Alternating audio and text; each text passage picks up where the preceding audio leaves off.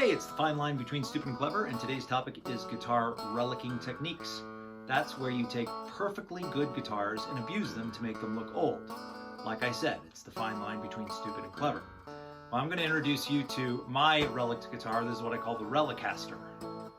And what this is a $50 Squier Stratocaster I found in a pawn shop that I use for rehearsals at friend's house. I leave this like around and when I play outdoors. And my concept behind this guitar was I wanted to make it as an homage to relic guitars by over-relicking it way too much so that anyone would say there's a guy that tried to relic his guitar and just went way overboard. Basically, I have tremendous respect for the true relicking process and for like the Fender Custom Shop, and to take a guitar and make it look really cool and really old. I'm just realized I'm really bad at it and I can't do it. So just for added fun, I decided to beat up my guitar really bad. Now, I'm going to focus on 3 processes that I learned while researching how to do this, and just for the fun of it.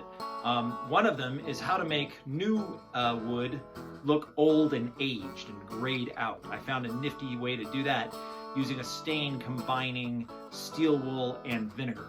And it works really well. I'm going to show you an example on this guitar. The second thing I'm going to show you to do is how to make rust. Now, you know that Strat pickguard's made of plastic, but I thought I'd take it one step further for those that don't recognize that at first glance, and thought that a rusted out metal pickguard would be a cool thing to have. And I'll show you how to make one of those. I'm not going to go into the rusting and aging of hardware that's chrome plated. That's complicated, and there's tons of videos of that online, specifically using like fumes from muriatic acid, which can be kind of caustic and dangerous. And I tried all of that and played with it, and I put all my parts in a box and beat them around and stuff. So there's all kinds of ways just to abuse stuff. But I want to stick to some kind of specific stuff that you don't know. The third thing that I'm going to talk about is a process that I've seen in a few YouTube videos, which is using electricity in a Lichtenberg device to create fractal electrical burn patterns in wood, which are really cool. So I built one of these devices, and I did some test pieces. This is on a piece of cedar that makes these really kind of Christmas tree like repeating patterns of fractal patterns, which you can look up on Wikipedia. It's really interesting, actually. But I'm going to see how I can add some of these patterns to this beat up guitar here and have fun with it. The first thing, and so that'll be at the end of the video, and we'll show you how you do that. To talk about the graying of the wood, I want to give a demonstration of a close-up look of this wood finish. You can see the wood was beat up a little bit. I threw some darts at it and roughed up the texture of the wood, and this was just on raw wood. But the grayed out look to it was on a newly sanded wood body. And the stain that I'm going to do is show you how to do that. Now, I did take a blowtorch to it in some places to darken up on the edges, but mainly kind of looking at the center part here, it's really gray. Now, I liked the way that the gray looked on this guitar so much that I took the same staining process and I applied it to my nice guitar, like my one decent Japanese-made Strat. It's like a 1989 version Strat. And I did the same stain on the alder body, but I then coated it with a gunstock oil finish. And instead of it being beat up, I actually did a nice finish on this. And I don't know how well this is going to pick up in the camera, but it gives a really unique wood natural finish that's kind of gray and aged looking, but with the nice gun oil, stock oil, true oil, that's the name, the stuff. I couldn't think of the name of it. True oil finish came out really nice. And I get comments on this guitar all the time when I play, because it doesn't look like an aged finish or a relic finish. It's a finish, but a really unique color that came out really nice. So it might be something that you might want to experiment with. And all you're investing in is about $1 worth of vinegar and about 50 cents of steel wool. Anyway, I'm going to start the video talking about that, how you do that, and then we'll move on through the other processes. And then in the end, I'll redo my Relicaster here with some new features. I'm also going to throw in some new electronics to it and have some fun. So stick with me and enjoy the video. So here's all you need to make an aged wood stain. You got good old-fashioned distilled white vinegar. You dump it in a mason jar. And then you got some good old-fashioned steel wool here. And I'm gonna take this apart, kind of peel it apart into smaller pieces, drop it in the vinegar and let it soak up and dissolve in the vinegar for a couple of days. So here is my gray wood stain with the steel wool dissolved in white vinegar over about, I think it's been about 3 days. And I've got an old piece of cedar and a piece of poplar. And I'm gonna, just for interest, I'm gonna time lapse this and see how long it takes these to turn gray after I douse it with the wood stain, because I think it happens pretty darn quick. So stay tuned and see what it looks like.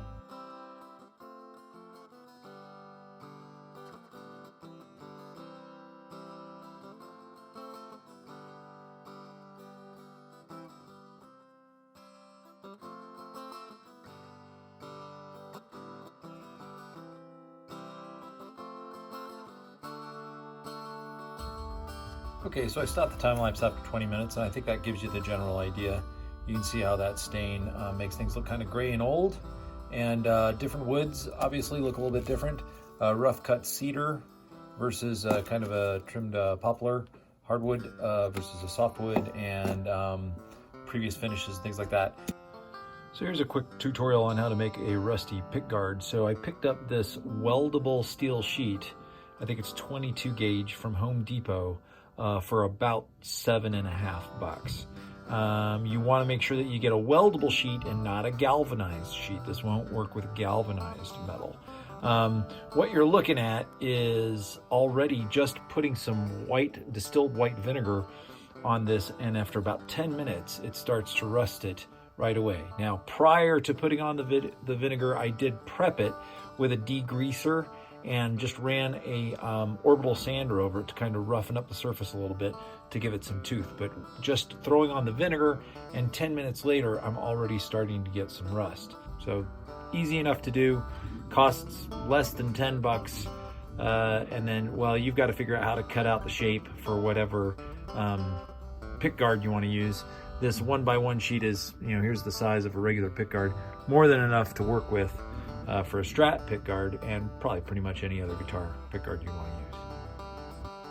Okay, so here we are after about just letting an hour pass after putting plain vinegar on the steel, and we got a lot of nice rust forming already. But now we're going to see the real action start. So I've got in this bottle a combination of 16 ounces of hydrogen peroxide, 2 more ounces of white vinegar, and about a half a tablespoon of salt. And I'm going to make sure that's got a nice spray going, and we're going to spray that on here and see what happens.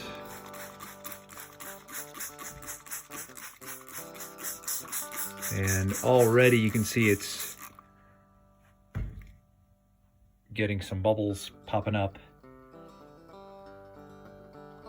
and dark red rusty areas showing up pretty quickly, even in that less rusted area at the top. So I'm obviously not the first person to think of a rusted guitar pickguard. So if you're a little lazy and you'd rather just buy one, here's one you can get online for 169 bucks.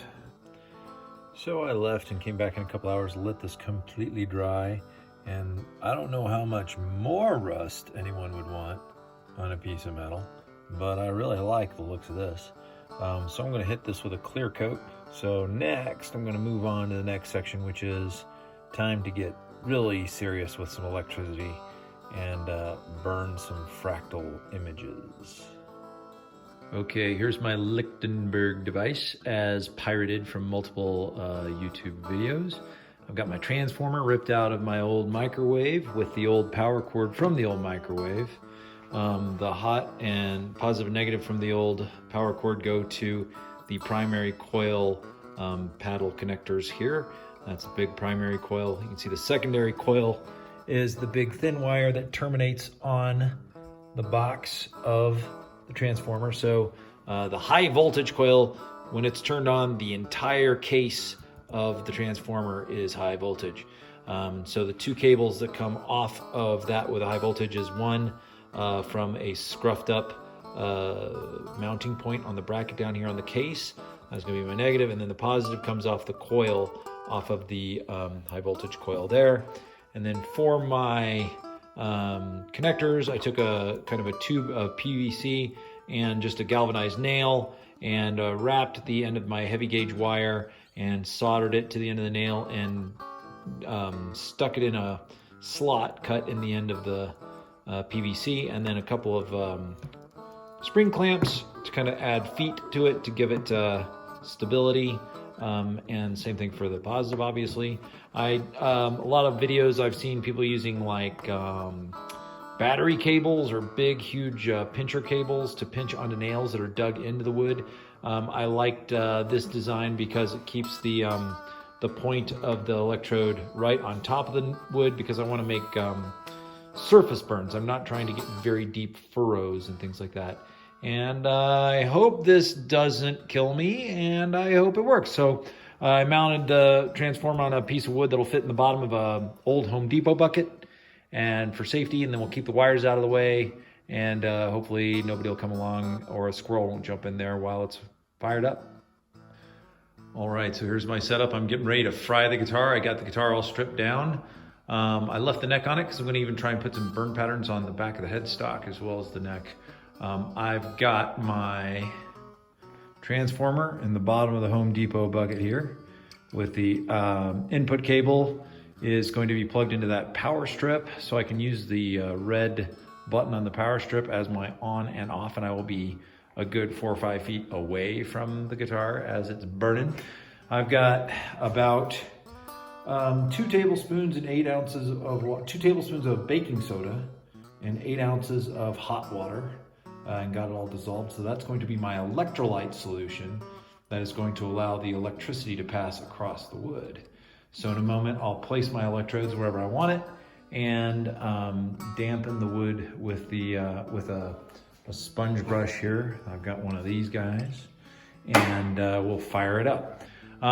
Because of the nature of this kind of work, I felt it was necessary to have some kind of alcohol on board, so I did bring a can of hard kombucha. Yeah, that's right. It's not even beer. So I'm proving that I'm a Colorado hippie. But we're still going to maintain the highest standards of safety. Okay, so I've set up my first attempt here. I'm just doing a short burn from one of the screw holes to the towards the back of the guitar here. Everything's turned off right now. I'm taking my electrolyte solution, and we're gonna get everything nice and wet. Whoops. Down in the hole, down to there, where we want it to burn. Electrode on board. Come around.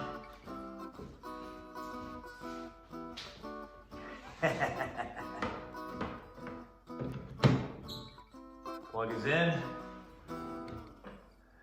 Sip kombucha. Fire in the hole. Woo-hoo-hoo-hoo. Fire in the hole. There we go.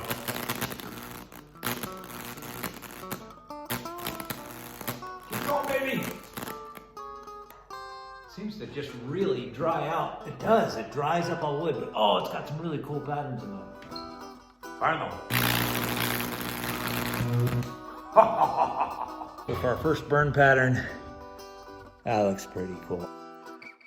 So you'll see I had some trial and error trying to burn patterns across the grain of the wood. It did not work very well at all. And I don't know if my concentration of electrolyte solution was not ideal for this, but I think with time and a lot of experimentation, you can do different things.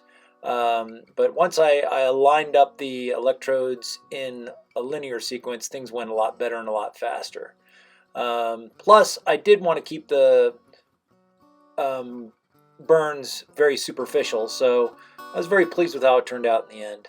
But I think it would be fun to drive the nails or the electrodes deeper in the wood to cut deeper furrows and fill it with epoxy for some effects on a different guitar. But for this guitar, this is exactly what I wanted to achieve, and I've got the device stored away, and I can bring it out again for other projects at some time in the future.